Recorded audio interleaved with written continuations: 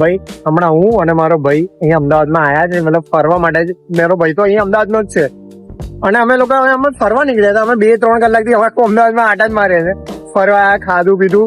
પણ મેં એક એવી વસ્તુ જોઈ છે ને, તમને બતાવું. એક અનએક્સપેક્ટેડ વસ્તુ છે. આપણા વડોદરામાં આજ સુધી આવું કઈ જોયું નથી મેં. તમને ખાલી બતાવું. આ જો અહીંયા અપકમિંગમાં એક ફ્લેટ્સ આવવાના છે 5 BHK ના. એ 5 BHK ના ફ્લેટ્સ જે આવવાના છે એનું આ ખાલી એન્ટ્રન્સ છે અને એન્ટ્રન્સ આટલું ક્રેઝી બનાવ્યું છે. આની ઓફિસ છે આટલી ક્રેઝી.